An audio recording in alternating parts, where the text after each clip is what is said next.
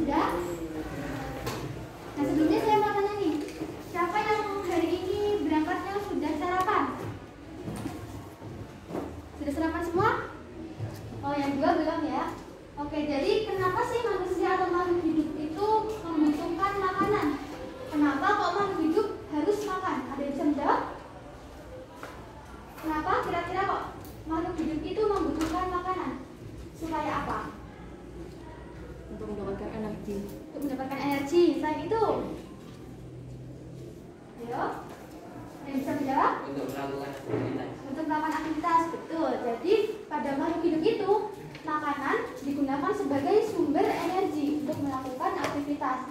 Selanjutnya, kalian tadi berangkat naik apa? Naik motor, ada naik mobil. Oke, motor sama mobil ada persamaannya nih, sama-sama menggunakan bahan bakar atau bensin. Nah, bagaimana misalkan tidak ada bensin atau tidak ada bahan bakar? Apakah kalian bisa berangkat ke sekolah? Tentu saja bisa, tapi jalan kaki, membutuhkan waktu yang lebih lama, ya kan? Ya, jadi kalau di manusia atau makhluk hidup tadi membutuhkan bahan makanan sebagai sumber energi, sedangkan kalau untuk mobil, motor itu menggunakan bensin atau bahan bakar sebagai sumber energi. Baik, setelah itu kita akan belajar mengenai energi ya. Nah, sebelumnya saya akan memperkenalkan tokoh muslim yaitu Al-Nafis. Beliau merupakan dokter yang menemukan atau menjelaskan konsep energi dan sistem metabolisme. Nah, itu bisa dijadikan pelajaran bahwa orang itu jangan hanya belajar, rajin belajar, tapi juga harus mendalami keimanannya. Jadi harus seimbang antara iman dan juga belajar, gitu ya, supaya kalian bisa menjadi orang yang sukses. Nah, selanjutnya bisa dibuka dulu bukunya di bagian bentuk-bentuk energi. Ada yang bisa menyebutkan terlebih dahulu pengertian dari energi?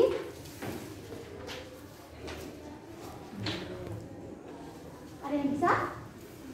Energi itu apa sih? Kan dari kemarin kita membahas tentang kalor. Kalor itu energi. Kemudian tadi manusia membutuhkan makanan sebagai sumber energi. Jadi pengertian dari energi itu apa? Silakan. Energi adalah kemampuan untuk melakukan usaha atau melakukan suatu perubahan. Ya, betul. Jadi energi itu adalah kemampuan untuk melakukan suatu usaha atau untuk suatu perubahan. Itu dinamakan energi. Nah, kemudian ada yang namanya hukum kekekalan energi.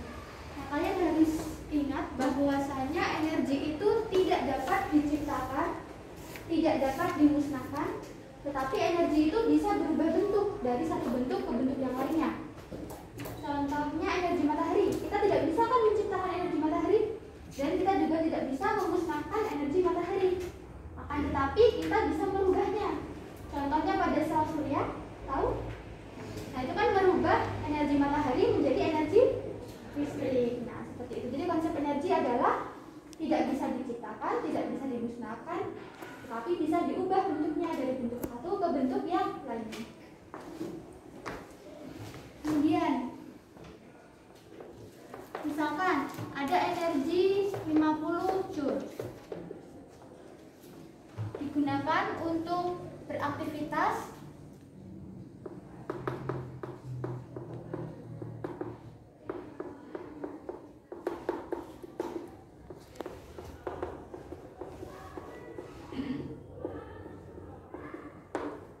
pada sistem energi, pada suatu sistem itu pasti energinya akan tetap sama, hanya berubah bentuk seperti yang tadi pada hukum kekekalan energi. Contohnya ada energi 50 Joule. Nah, ini digunakan untuk melakukan suatu usaha atau dilakukan suatu aktivitas. Nah, dia tidak hilang, 50 Joule itu dia tidak hilang, tetapi berubah menjadi energi yang lainnya. Tetapi jumlahnya sama-sama 50 Joule. Begitu ya. Jadi energi dalam suatu sistem itu jumlahnya tetap sama. Sudah paham? Hukum kekekalan energi? Oke. Lalu pada buku paket bentuk-bentuk energi ada yang bisa menyebutkan jenis-jenis atau bentuk-bentuk energi. Siapa yang mau menyebutkan?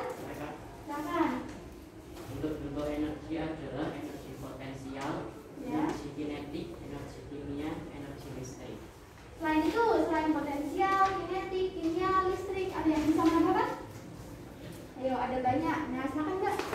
Energi mobil, Ya. energi kalam, Ya. energi mekanik, Ya. sama udah. Ya. Nah, itu ada yang mau nambahin lagi? Masih ada banyak nih. Ada yang mau menyebutkan lagi? Masa sudah? Nah, jadi energi itu ada banyak.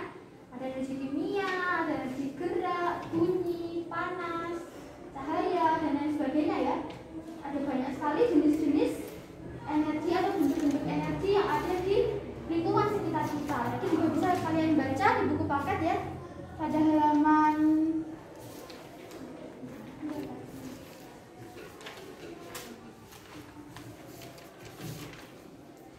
atau kemarin sudah di-share ya PowerPoint-nya. Nah, di situ juga sudah tertera ada beberapa bentuk energi. Ada 10 kalau tidak salah. Saya sebutkan lagi ya. Di antaranya ada energi cahaya, energi listrik, energi kimia, air, panas, bunyi, magnet, nuklir, kinetik, dan potensial. Nah, kalian pasti sudah paham yang tentang energi cahaya. Sudah paham kan? Kemudian energi listrik sudah banyak di kehidupan sehari-hari seperti lampu, kemudian kalian punya HP, nah itu termasuk ke dalam energi listrik. Kemudian energi kimia juga banyak, tadi bensin itu termasuk ke dalam energi kimia. Lalu yang belum itu sepertinya energi nuklir, ada yang tahu energi nuklir itu apa? Energi yang dihasilkan oleh bahan-bahan radioaktif. Ya betul, jadi energi nuklir itu terbentuk dari atom-atom atau suatu partikel yang memiliki itu ya kandungannya proton, neutron, elektron dan seperti itu. Ketika atom ini tadi pecah, maka dia akan menghasilkan suatu ledakan yang menghasilkan energi panas dan energi cahaya. Itu merupakan energi nuklir. Kemudian kalau energi kinetik, ada yang tahu energi kinetik itu apa? Energi yang dimiliki oleh benda yang bergerak. Ya, energi yang dimiliki oleh benda yang bergerak. Kebalikannya kalau energi potensial. Energi yang dimiliki oleh suatu materi karena kedudukannya. Ya, energi potensial itu energi yang dimiliki oleh benda atau yang disimpan di dalam benda dan dipengaruhi oleh kedudukannya atau di sana. Itu adalah energi potensial. Dan untuk energi kinetik dan energi potensial itu sendiri nanti akan dibahas lebih dalam beserta perhitungan-perhitungannya itu di pertemuan berikutnya, gitu ya. Selanjutnya kita akan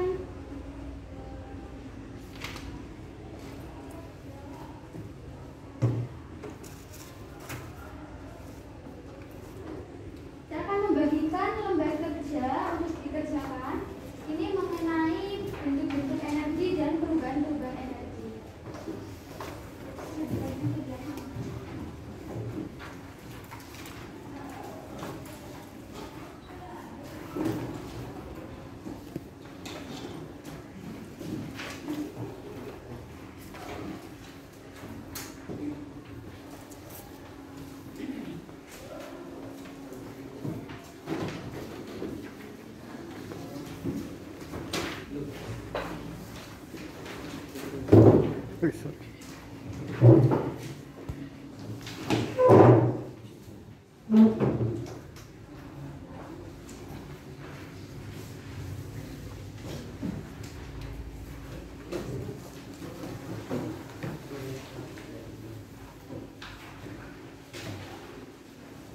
Nah, bisa tunjukkan dulu di halaman pertama. Itu ada tabel bentuk energi, kemudian dapat habis atau tidak dapat habis, dan keterangan. Nah, kalian bisa lihat contohnya yang nomor 1 ada energi panas, gambarnya ada panas matahari. Nah, itu kalian centang apakah dia dapat habis atau tidak dapat habis. Kemudian beri alasannya atau keterangannya. Gitu. Kemudian yang di halaman selanjutnya ini ada 10 gambar. Di bawahnya ada pernyataan yang harus diisi. Misalkan yang ini,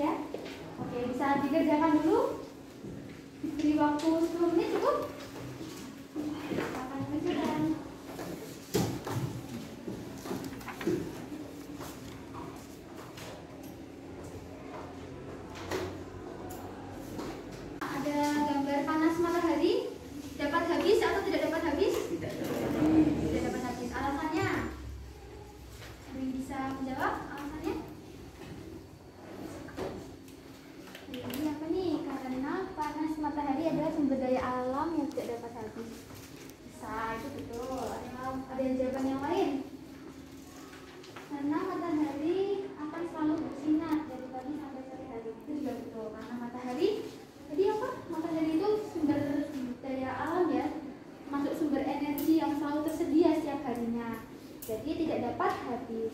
Kemudian yang dua ada gambar spiritus, dapat habis atau tidak dapat habis? Dapat habis, benar? Apakah betul spiritus dapat habis? Spiritus itu kan ada cairannya itu, warnanya warna biru biasanya.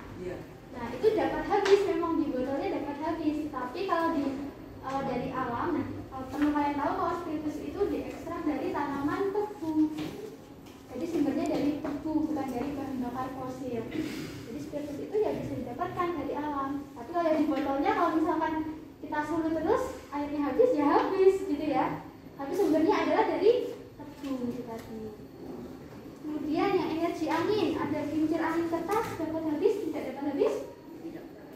Alasannya kenapa kok tidak dapat habis? Apa alasannya Mbak? Karena energi alternatif atau tidak habis. Kalau angin atau udara itu kan di lingkungan pasti selalu tersedia ya. Nah, oleh karena itu energi angin itu tidak dapat habis seperti tadi matahari, selalu tersedia. Kemudian yang kipas angin listrik dapat habis atau tidak dapat habis? Alasannya kenapa kok dapat habis? Ayo, siapa tadi yang jawab dapat habis? Karena dapat habis jika pembangkit listriknya. Oh iya, listrik itu ada yang dari batu bara, betul kata Masnya. Kalau batu bara itu bisa habis, atau sumber energi yang tidak terbarukan, batu bara itu bisa habis. Tapi misalkan rumahnya Masnya menggunakan sel surya tadi memanfaatkan energi matahari diubah menjadi energi listrik, nah itu baru tidak dapat habis. Jadi disesuaikan dengan sumber listriknya. Kalau sumber listriknya dari PLN, kebanyakan kita kan masih menggunakan PLN ya. Nah itu masih bersumber dari batu bara, jadi itu dapat habis. Kemudian yang terakhir ada makanan, itu dapat habis atau tidak dapat habis? Tidak dapat? Tidak dapat atau dapat? Siapa yang jawab dapat? Yang jawab dapat angkat tangan. Ayo, tadi Mas ada yang jawab dapat loh. Jawabannya adalah kalau dapat atau tidak dapat? Dapat habis, alasannya kenapa? Coba kalau kita makan nasi, makan sayur, makan ayam, ikan, nah itu kan sumbernya kebanyakan dari tumbuhan atau hewan. Nah, tumbuhan atau hewan itu di alam bisa habis atau enggak sih? Tapi kan selalu tersedia. Ayo, berarti habis atau tidak habis? Tidak habis. Oke, sekarang lanjut yang halaman kedua. Nah ini sebenarnya itu ada websitenya. Kalau ada sinyal, kalian bisa membuka ini. Jadi ada kuisnya gitu. Kalian bisa geser-geser gambarnya. Nanti akan langsung ada hasilnya. Tapi karena kita keterbatasan sinyal ya di sini, jadi dicetak saja jadi lembar kerja. Nah yang pertama, perubahan listrik menjadi energi bunyi. Ada di huruf apa? F, betul, radio. Selanjutnya, perubahan energi gerak menjadi energi bunyi. B, itu apa? Angklung ya? Oke, terus yang ketiga, perubahan energi cahaya menjadi energi listrik. A, betul. Lalu perubahan energi listrik menjadi energi cahaya. Oke, perubahan energi listrik menjadi energi gerak. Bagus. Terus yang perubahan energi listrik menjadi energi panas. Ya. Perubahan energi listrik menjadi energi kimia. Ayo apa? Perubahan energi listrik menjadi energi kimia. C? Ya, C? Ya betul. Itu kan charger ya. Lalu dia dari listrik berubah menjadi energi kimia yang akan disalurkan ke HP atau ke perangkat elektronik. Lalu selanjutnya perubahan energi kimia menjadi energi listrik. Ya tadi baterai. Selanjutnya perubahan energi listrik menjadi energi bunyi dan cahaya. Ya TV ya. Dan yang terakhir, perubahan energi kimia menjadi energi panas. C. Itu gara-gara sumbernya adalah dari gas. Ya. Nah, jadi itu adalah beberapa perubahan bentuk energi. Nah, itu juga bisa kalian baca lagi pada buku paketnya.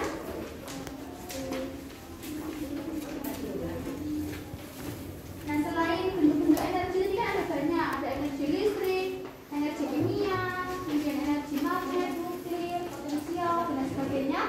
Terus kita sudah belajar tentang perubahan-perubahan energi, sudah pada pinter tadi yang bisa menjodohkan gambar dengan perubahannya, itu juga sudah pada paham sepertinya. Sekarang kita akan membahas mengenai sumber-sumber energi. Nah, tadi kan saya sudah bisa mengerjakan yang bentuk energi dapat habis atau tidak dapat habis. Nah, dari sini bisa kita simpulkan kalau sumber energi itu dibagi menjadi dua.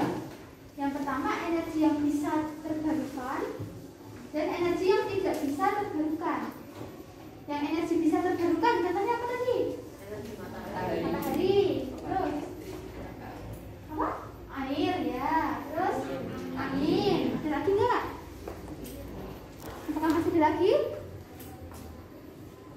Ada energi matahari tadi, energi angin, air. Kemudian ada energi pasang surut air laut, itu disebut dengan energi tidal. Ya, kemudian tadi makanan itu sudah termasuk ke dalam energi yang terbarukan. Lalu ada energi yang tidak dapat terbarukan. Contohnya minyak bumi, apa? Ya. Nah, itu termasuk ke dalam bahan bakar fosil, minyak bumi, gas, batu bara. Kemudian tadi nuklir itu termasuk ke dalam energi potensial. Karena awalnya bukan energi fosil yang meledak tadi menghasilkan energi panas dan energi cahaya. Nuklir sama minyak bumi, gas, batu bara itu tadi termasuk ke dalam energi yang tidak terbarukan. Sudah bisa membedakan ya energi yang terbarukan dan yang tidak terbarukan. Kemudian tadi juga perubahan energi sudah pada paham. Sekarang kalau energi kimia menjadi energi gerak kira-kira apa? Dari kimia menjadi gerak. Makanan? Ya, ini juga ya. Makanan kan energi kimia kemudian kita menjadi energi gerak. Kita juga bisa melakukan aktivitas. Seperti itu ya. Kalau ada paham tadi ada bentuk energi, kemudian perubahan energi dan sumber-sumber energi. Ada yang ditanyakan? Belum ada ya? Kalau misalkan sudah jelas semua, mungkin bisa kita akhiri pembelajaran hari ini. Terima kasih sudah berpartisipasi aktif. Semoga tetap semangat walaupun durasi belajarnya singkat ya, dan tetap sehat semua. Terima kasih apabila kakak banyak kesalahan atau kurang jelas dalam menjelaskan. Mohon maaf. Wassalamualaikum warahmatullahi wabarakatuh.